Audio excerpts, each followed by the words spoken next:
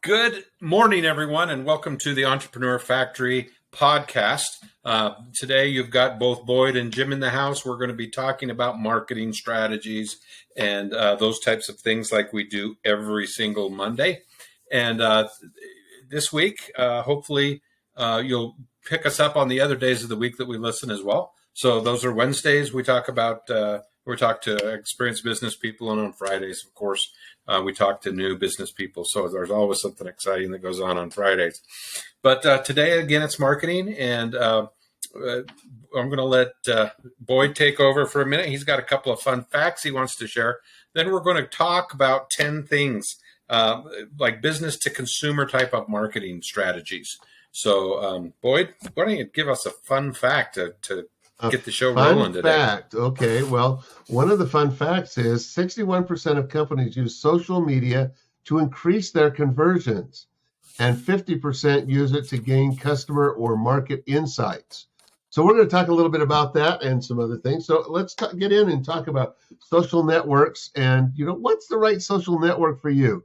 Last week, we talked a bit about finding the right social networks. And so I'm not going to cover it as much, but how do you get it going? How do you find more people on it? Well, there's a lot of different ways. And so one of the key things is finding a way to get it so your content is something that people want to share with others. I'll tell a quick story. There's a company I work, I don't work for them, but I know of them. They sell these bottles for people who love to work out. And they are designed so that they'll keep the water cold, or whatever drink you put in it cold or hot. But they also, it's BPA, doesn't have any BPA in it. And the key here is they sell them for a premium price, but they ask their clients, the people who bought them, to give them a video testimonial or a video or just an image of them using the bottle. And by doing this, they have found that these videos and these images are going viral. And so they tell their friends, hey, I'm on this huge website, or on this huge social media site. I'm on Instagram. I'm on Facebook over here. And they bring in a lot of people. And that's viral traffic that really has helped their business go from 0 3 years ago to over 1 million people following them today. And so you got to figure out ways to make that so that it goes viral. And that's a cool thing to do. And so there's a lot of choices too, by the way. Sorry. Boyd, you kind of bring up an interesting question. And you and I have had this conversation a million times. It's about the demographics of which social media platform you tend to be on. But have you seen businesses migrate from certainly somebody that they thought was their demographic, but a true migration from somebody that is their demographic to a new demographic? How does that work in your world? Well, one of the things that I try to teach people when they're starting to work with me is know your customer. If you know who your customer is and you can find out where they hang out online, that's going to help you, because your customers represent your prospects. And so if you know your customers very well, you'll know your prospects. But don't always take the first answer people say. When you say, well, which is your number one place you hang out? We had an HVAC company that they did this survey of 20 people, and it was funny. They found that 73% of their customers were online at least once a week, and 65 of them once a day. 65%. Now, here's the other thing, though. The next question I had them ask was, where do you pay attention to businesses like them? So they're HVAC. And it wasn't Facebook. In fact, Facebook was number 4. Number 1 was Instagram for them. Number 2 was Pinterest. Number 3 was YouTube. And then number 4 was Facebook. So even though their people hang out a lot more on Facebook, they only really pay attention to them over on Instagram. And that's something you need to know. That's interesting information. That kind of leads a little bit to the next point that I wanted to talk about today, and that is paid advertising. And there's a lot of people that this is a funny description, but I almost think of it as like a drug. And once you get that needle in your arm and you're using paid advertising as your sole source of income, it is very difficult to become unplugged from that. About 65% of the people, when they're in the mindset of marketing or purchasing, they will click on a paid ad. I was doing some work, actually putting a proposal together for a potential client, and they spent somewhere between $12,000 and $15,000 a month on paid advertising. And what they found is when they cut back on their paid advertising, because I'm trying to talk them into going straight up organic, they started to lose so much money that they couldn't disconnect from the paid advertising. They were so addicted to paid advertising that it was their sole purpose, or their sole profit center. As soon as they took that advertising away, then they didn't get the $50,000 and $60,000 jobs that they were used to cutting their teeth on. So they had to, in the end, it was a decision that we all made together, but the best thing for them was to keep their visibility up by using paid advertising. It's not something that I am a huge fan of, but in that particular situation, they were so addicted to Google Ads that they had to continue to do that to support their business model. One of the things with that is we've had, both of us have had clients that what they found was they always ignored their social media and they did the pay per click. And because of that, they never started getting the organic to go up. Because organic is one of those things that once you get moving on it, and if you do it right, it will always increase. Where on paid advertising, it always tends to keep, if you try to spend the same amount of money, the effectiveness of it goes down just a little bit. Well, at some point, if you've done organic and the paid, the organic will actually outstrip what the paid is doing. But if they haven't done any paid any organic work, then it would take a long time to get it back up there. And so the key is, and one of my clients I just was working with the other day, they said, look, we don't believe organic works. And I'm looking at it, and I'm looking at their Facebook and their Instagram, and I said, well, I can see why it doesn't work. You got the wrong things up there, and you're not doing it. I mean, when you have 20 people who are following you, and you put a bunch of things up there, but you're not letting anybody know you have it up there, you're not going to get anybody following it. And that's the problem. And, so you're right. I'm sure Boyd has a little bit of a different opinion about this than I do, but I think the organic posting is far more fun. Oh, yeah.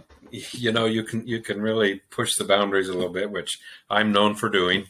And, I've got a campaign running right now that's been a riot to put together. And I'm just going to I'm going to give you a warning, Boyd. I'm going to start my Halloween campaign next week. So that'll be spooky. Yeah. Okay. Well, going along with all of this is another category that we're going to talk about called internet marketing. And people say, well, isn't that what we were just talking about? No, it's not. Internet marketing, social media has become its own category because it is so complex. Internet is a great thing, and it's really designed to drive sales for e-commerce and for other things.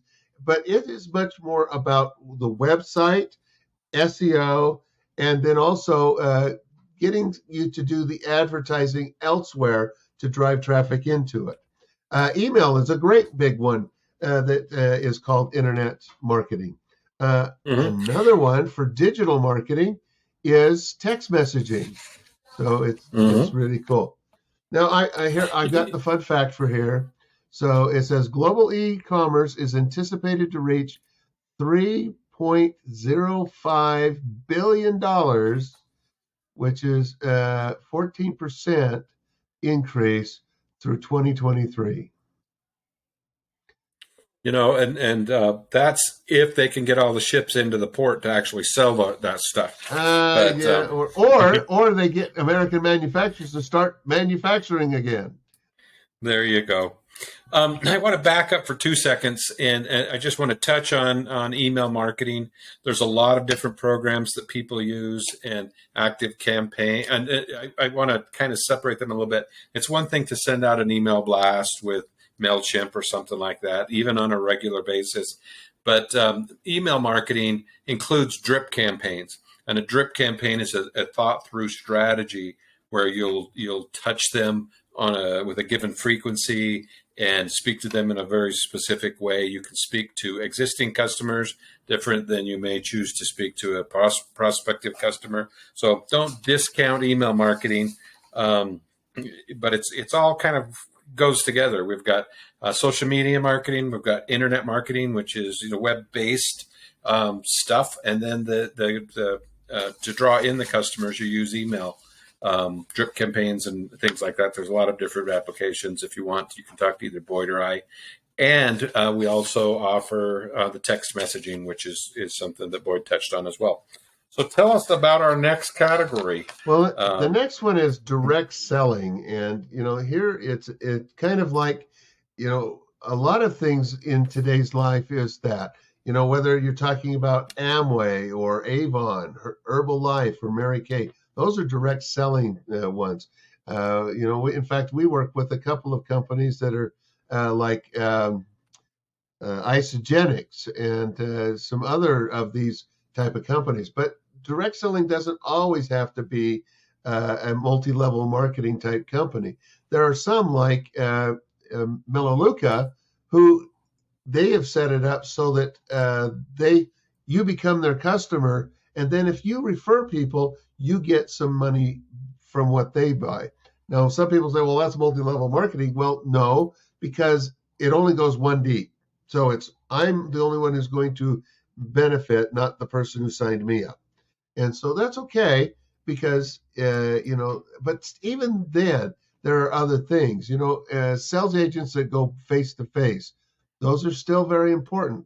And network marketing or relationship marketing is one of the ones that we'll probably get to a little later. But, those are good ways of getting things going. Direct selling is, that guy that comes door to door that's selling you solar, or did you know your gutters are leaking, or whatever it might be. That's direct selling as well. And there's a big market for that. Think about during the summer, they've got programs called summer sales. My son-in-law and my daughter were doing that this last summer, and they made $20,000 each off of a month or 3 months of going out. And he was actually on the installation side of things, and so he was installing alarm systems for homes. $20,000. There's a lot of money to be made in that if you're making that kind of money. Boyd, when you had your newspapers, did you do sales that way or just delivery? Well, we did it both. So another one that'll be coming up in a minute is getting people to come to you instead of having to go out to them. And so we did both. We had at times when I'd go out and I had things in our newspaper that would draw people in. So yes, we did. Okay. Before we jump into that, let's talk about pop marketing.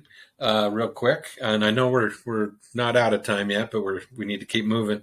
Pop marketing is point of purchase marketing, and this is not just grabbing a stick of gum when you're at the 7-Eleven, but in fact, when they're in your shop, maybe for an oil change, and you can sell them windshield wipers or upsell them anything. And some of those tend to be very, very profitable. I know that Boyd's got a couple of stories that he likes to tell about this, but if they come in for the oil change and you can sell them the filters and the windshield wipers, or make that use a real high margin product, that tends to be very, very productive.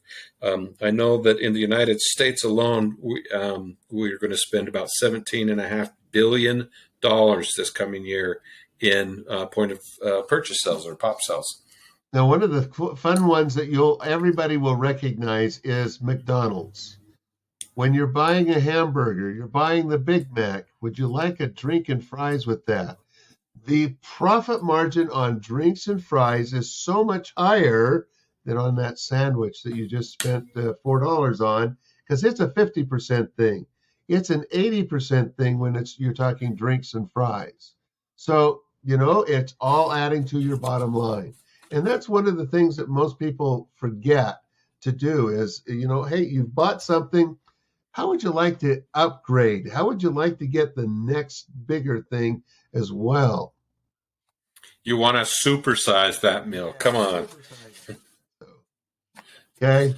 Awesome. Well, okay. So one of the other ones that is big is if you co-brand or use affinity or cause marketing. Now, let me give you an idea. Co-branding is when is a marketing methodology that at least two brands get together to create something new. And it's a new product. It may have a different name. It may go under one of the two's names. It's a great way of building your business.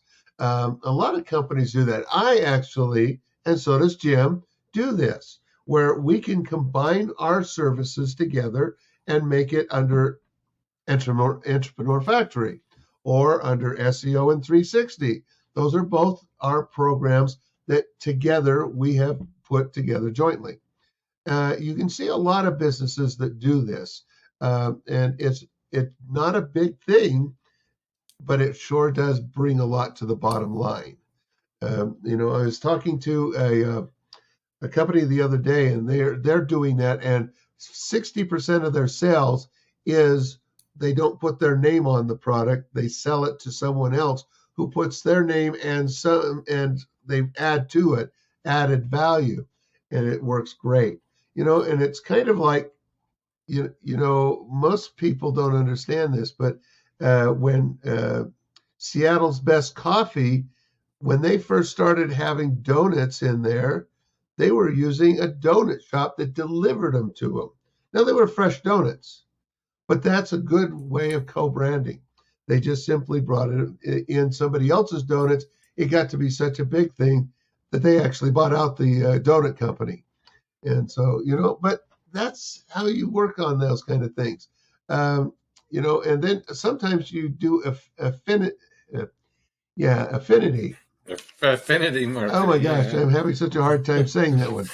And affiliate is another one. So, these are all kind of put together. When you start talking about all these things, they all go together in a way that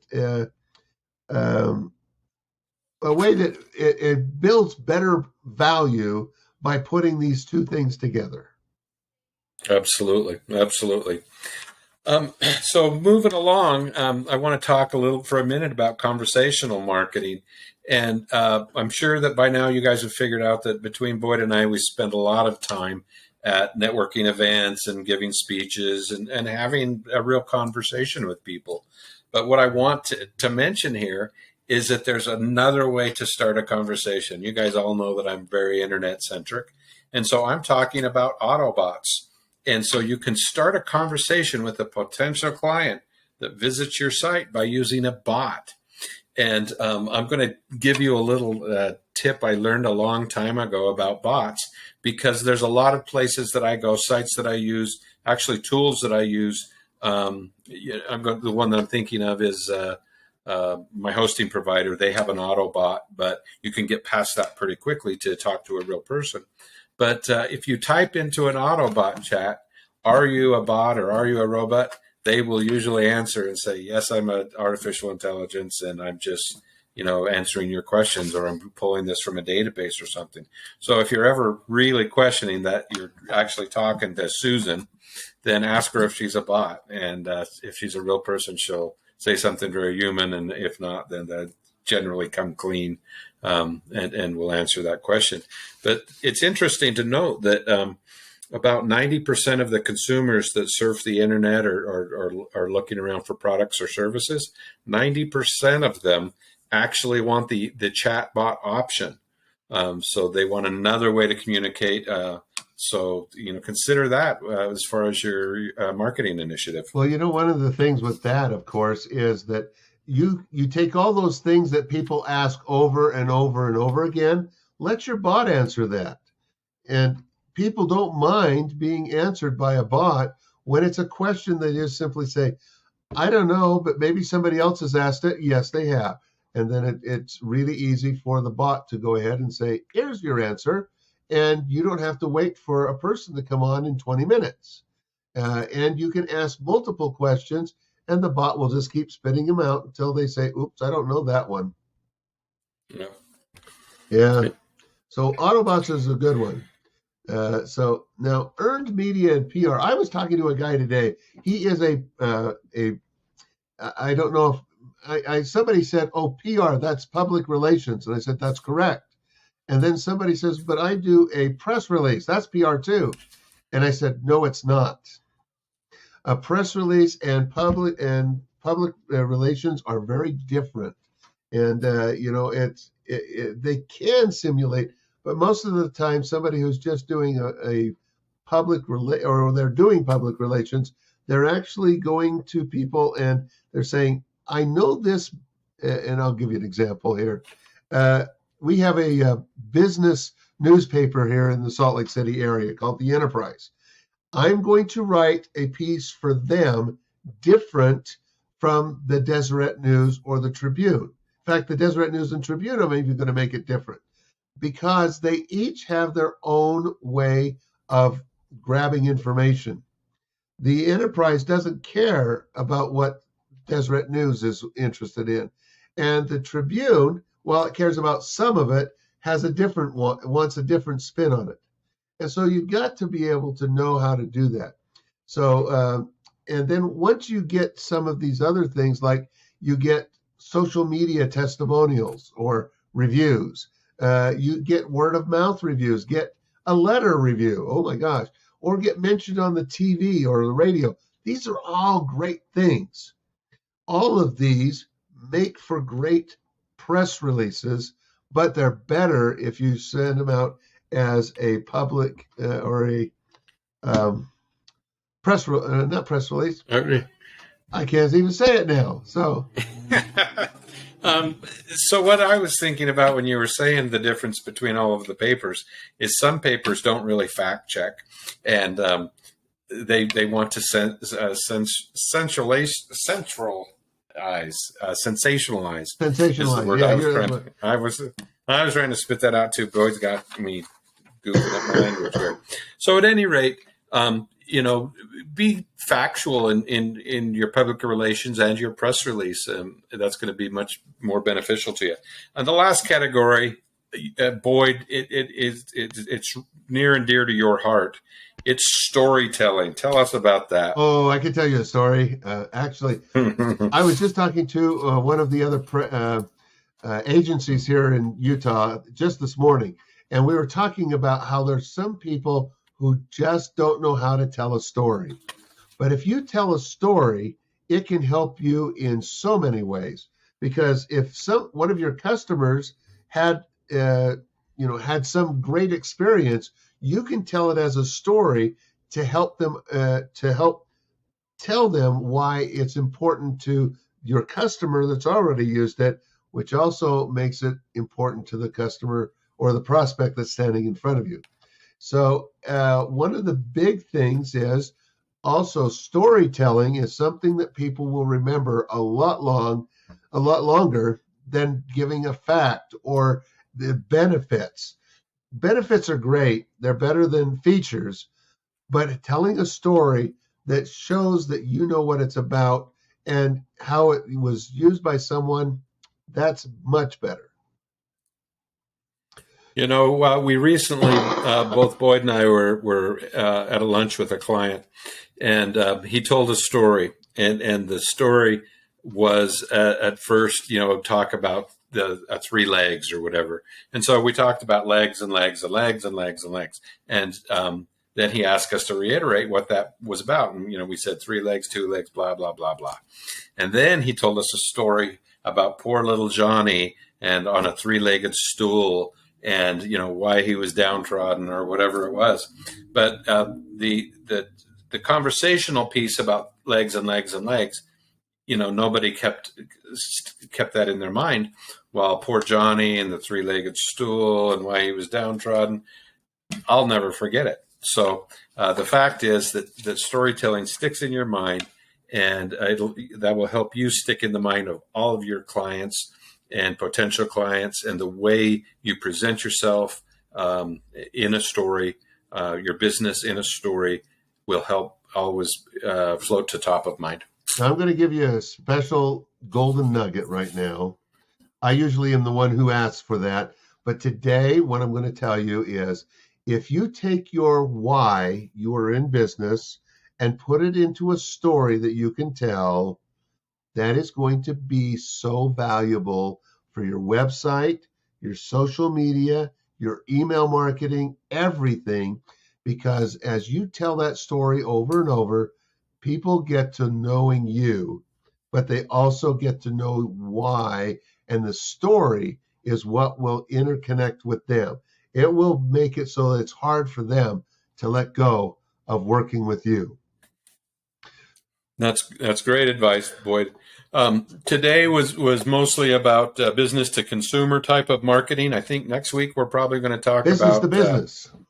Absolutely. Yep. So you can join us every Monday, Wednesday, and Friday on Entrepreneur Factory Launch, or Entrepreneur Factory. I almost said Launchpad. So everybody have a great week, and we'll look forward to seeing you again soon. Boyd, what else have you got to say? Thank you for being here. And please tell your friends about Entrepreneur Factory Podcast. Our podcast listeners are going up and up, but we would like you to help us get those people so that more people will get this information. Because this is great information. And you know what? I understand there's there's somebody down the street from me that's going to charge you $50 to go listen to them for an hour, and we just covered it. There you go. Thank you. Everyone have a great week.